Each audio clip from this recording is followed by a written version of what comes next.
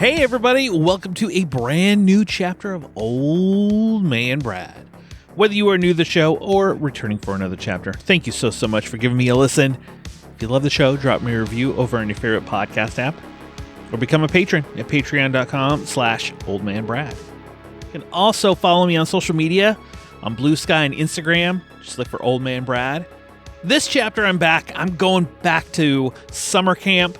And we are going to talk about the new film, Marshmallow. I also have an interview with the director of the film, Daniel DelPurgatorio. It was a fun chat with him as we talked about summer camp, influences, all kinds of different things. But before we dive into all things Marshmallow, just want to say if you are in the Cincinnati area, come out to Frightful Fridays on the third Friday of the month. So thankful to be partnered with the Esquire Theater to host a horror screening once a month. And our screening for April 18th at 10 p.m. is the new 4K of Lucio Fulci's The Beyond. This is a 4K that Grindhouse Releasing put out, and we are screening it at the Esquire. I cannot wait to see what this looks like on the big screen. But come out April 18th, 10 p.m., and let's watch a movie together. All right, let's move into Marshmallow. I hear that you are going to summer camp. I'm being sent to summer camp. Sweetie, tell your counselors if you have any trouble sleeping, they can get in touch with them. Hey, welcome back, guys. Hey, how are y'all? Welcome. I know you don't understand this, but you need this. And I swear it's gonna be the best summer ever. First year here? Yeah? I can tell. Your file mentioned that you have nightmares sometimes.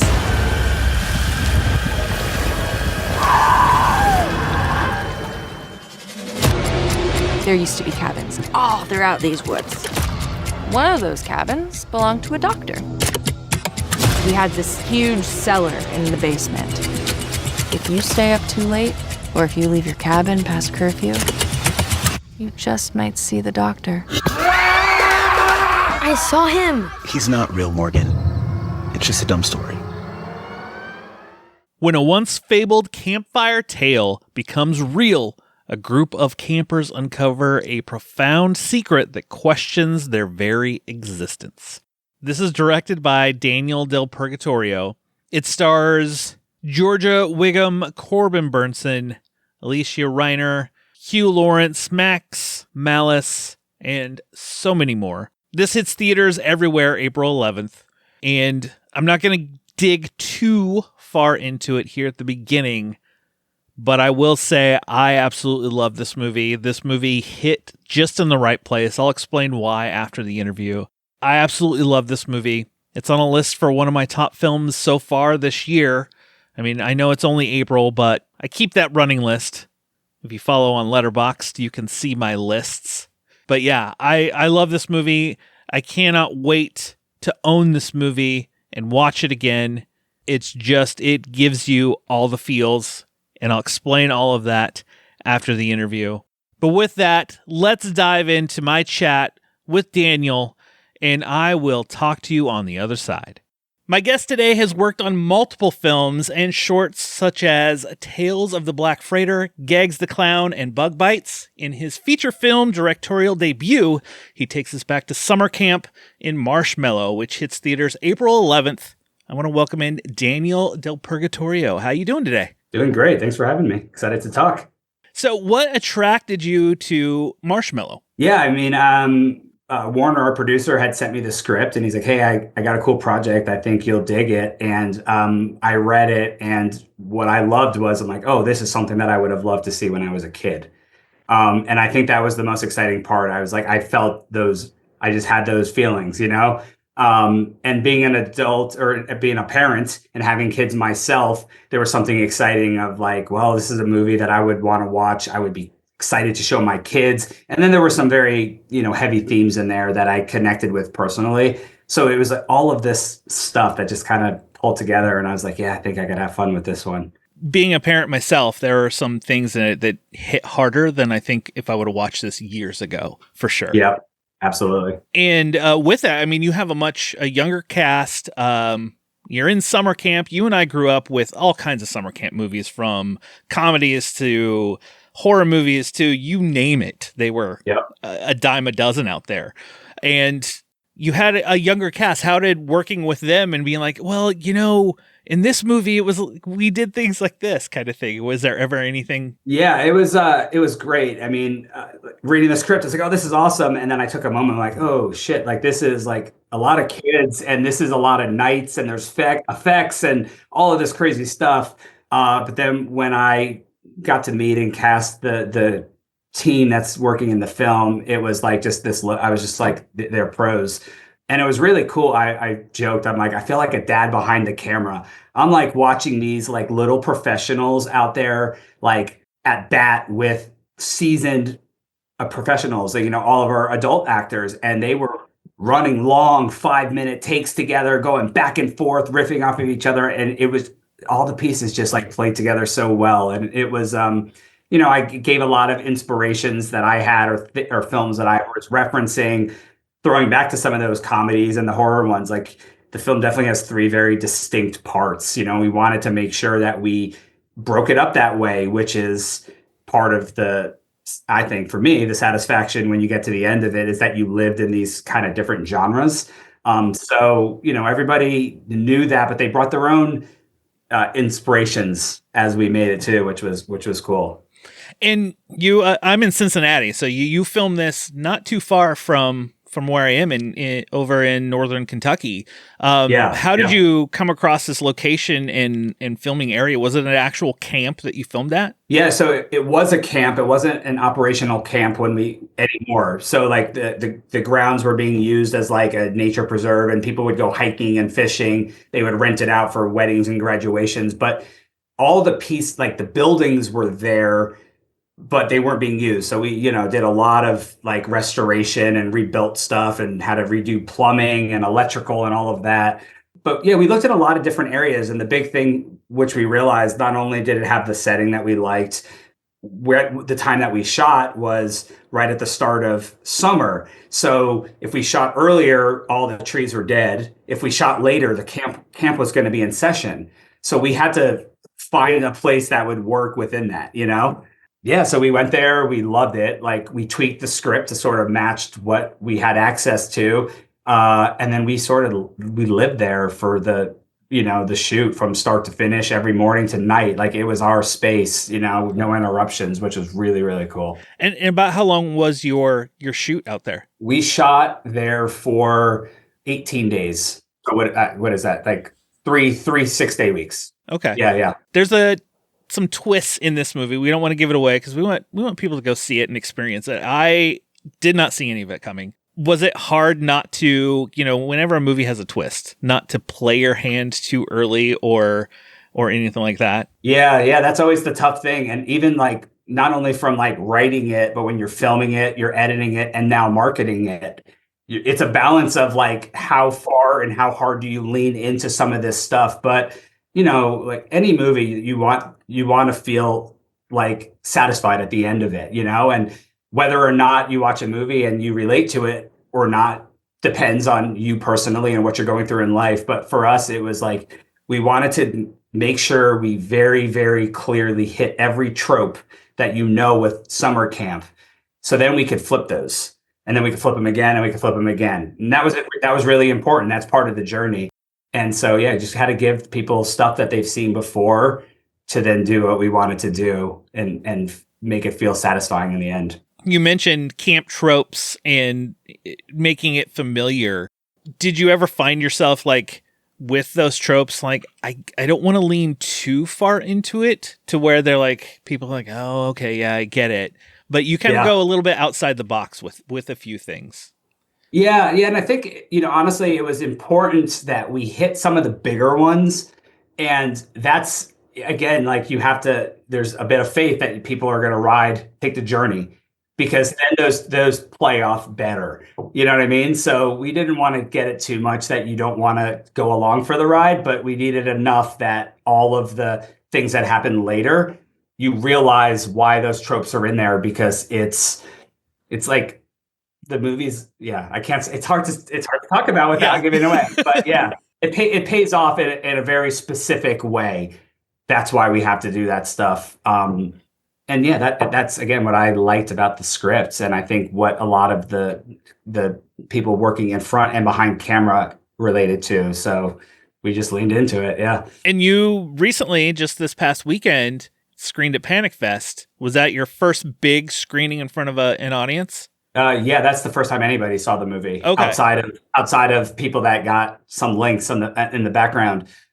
So for me, it was a very exciting and nauseating time because this is a 300 people are going to be able to react in real time to your movie, but it was really exciting. I told my wife asked, oh, how was it? I was like, it felt like our wedding. Like I was there, but I don't really remember anything, But yeah, it seemed that people had fun with it. And that was the most important thing. I heard the word fun a lot. And we wanted to make a movie that was fun, that you felt like you could relate to and you have a good time with. So yeah, that just made me feel good, I will echo that. I had fun with it. It I don't want to say it's a roller coaster, but it's a little bit of a roller coaster, especially because of some personal connections you can get with it. Yeah. But overall, like it was a fun ride. Thank you. Do you have any behind the scenes, like while you were filming, kind of like, the chases through the woods, and you're like, do you ever sit back and go, you know what? I always wanted to make a Friday the 13th or something like this. And this little scene just gives me that feel. Yeah. They're definitely, when our doctor is in the movie and he's, creating chaos, it was really exciting because it felt like, doing the Friday the 13th thing. But then it felt weird because I'm like, oh man, we're, roasting kids, as you see in the trailer.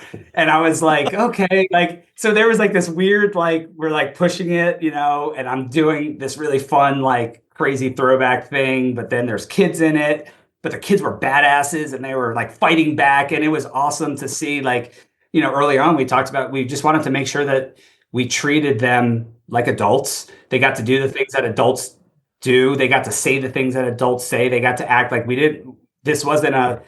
we weren't dialing them down, and it reminds us of the old films that we watched when we were little, like the Goonies and E.T. and stuff like that, where kids are living in the real world, acting like adults. Yeah. And that's just damn cool. I feel that everyone is too safe, not only with, characters on screen, but with the audience. And we just wanted to do what felt right, and hopefully it landed, This comes out April 11th. What is the future for Marshmallow after that? Do you plan physical releases and such like that? Yeah, we're doing theaters, which is a dream come true, because watching movies in the theater is the best thing in the world. It always has been, and I hope it continues to be something that people look forward to. After that, we are going to be doing streaming, so we'll have a streaming release. And yeah, we're looking into physical because, like the theater, physical is it's nice to have something on the shelf. And we have some really fun stuff, some toys coming out for the movie, which is cool. So yeah, the team behind the film is really excited with it, and they're pushing it in every area, which is, as a filmmaker, or as an artist, is great. Is just really great. I'm going to tell everybody to go check it out because it hit right for me and everybody needs to see it. It's that perfect nostalgic just feels. And, we're kind of running out of time here, but Daniel, I want to wish you all the best with Marshmallow and hope it does really well for you. Like seeing that marketing behind the scenes from Panic Fest, just seeing the doctor walking around and all the various things you did. I was like, man, I wish I was there. This just seems so cool. Oh, thank you so much. And we really appreciate you watching and talking with us about it. And you said you have kids? Yes, I have two kids.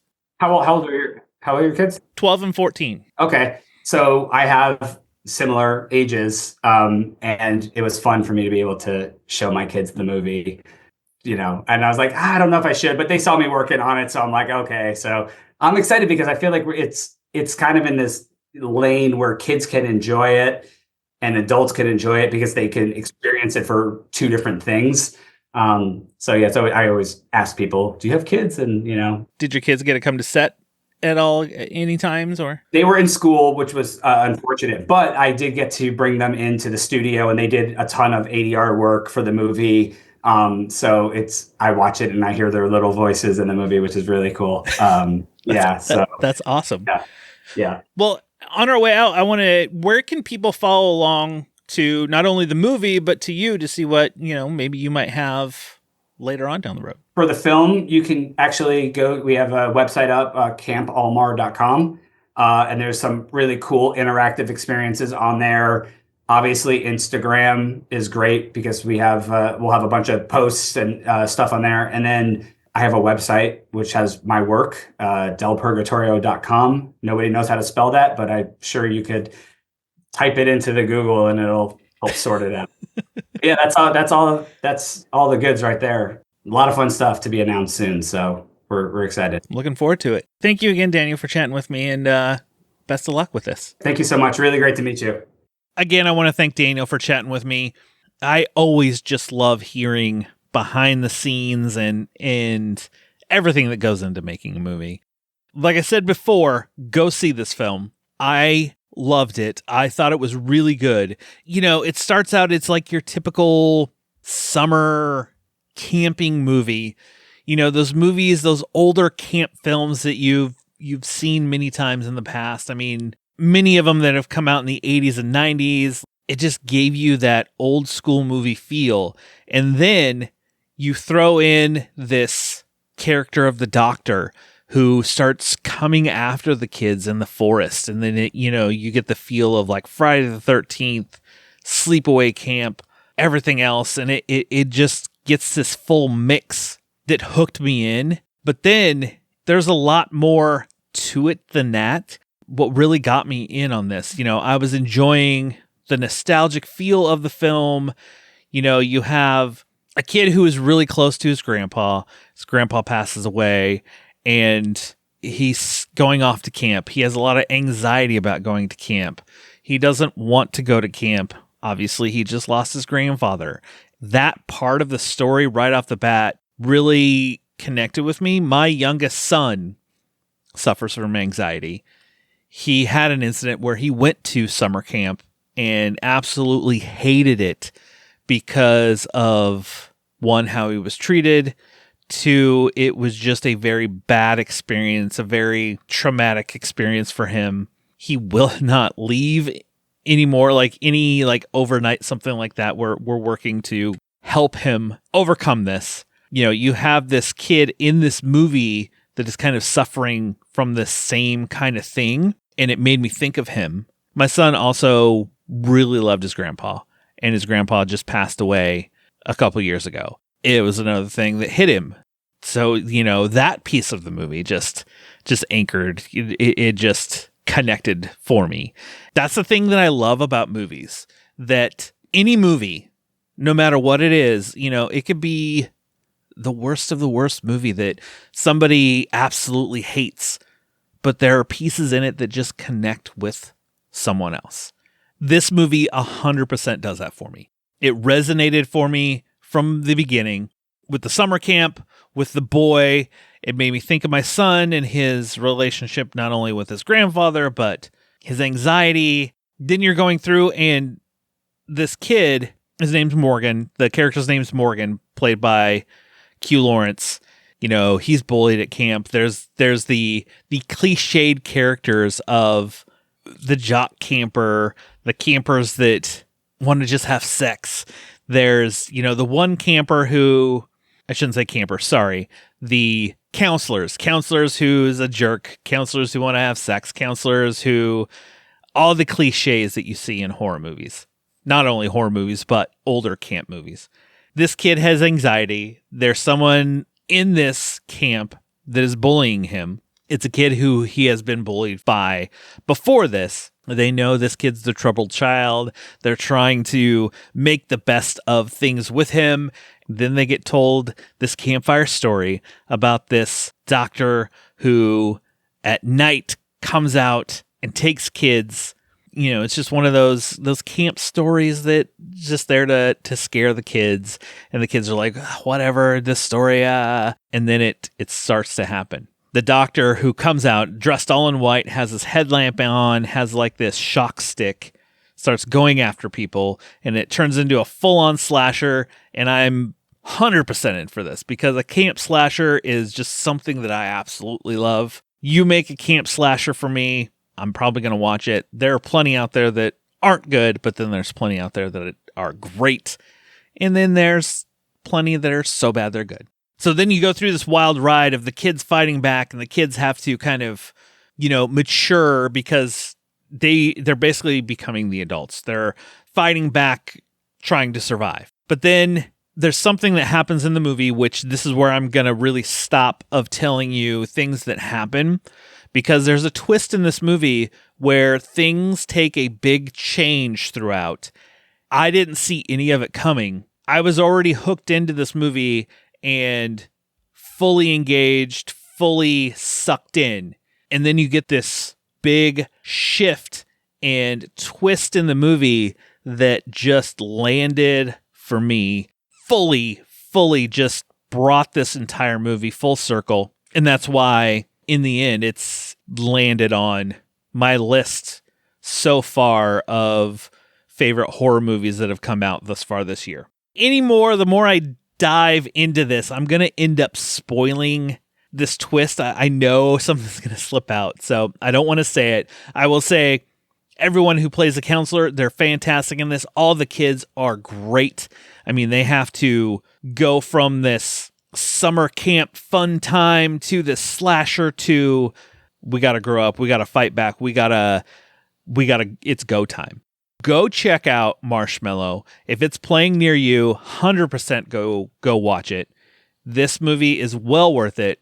I cannot wait to watch it again. Can't wait to eventually own it, put it on my shelf to be able to pull out as like a regular summertime watch. Well, that's enough of my ramblings about Marshmallow. I do have a great double feature that would go perfect with this film, because as I was watching it, I was like, I know what I would watch with this movie. So the movie that I would pair as a double feature with Marshmallow. If you go to the theater, see Marshmallow, you come home, you're like, I need something more to watch. Throw on The Void from 2016, the Steven Kostanski movie. It's streaming on Peacock, Tubi, Shudder, Plex, Prime. It's all the way out there. But this film, there's just things that happen in The Void that I feel like, because if you've seen The Void, the people that are dressed up in the white with the triangle pattern on their mask, to me looked very much like the Doctor in a way. So it kind of like connected for me on that level. The Void goes a lot more cosmic horror for sure. Like it goes down a path that's way out there. But I think it would play perfectly with Marshmallow. So there you go. There's my double feature for this week, Marshmallow and The Void. Well, that will do it for this chapter of Old Man Brad. Just make sure you subscribe to the show and you will never miss any chapter, any of my series Tales from Tubi, which I have a new one of those coming out next week. The newest series over here, Versus, also has a new episode coming out here in the next couple weeks. But just subscribe. You will never miss any of that. I'll be back soon with a brand new episode. Just snuggle up in that blanket, turn off the lights, because it's okay to be scared. We'll talk to you later, everybody.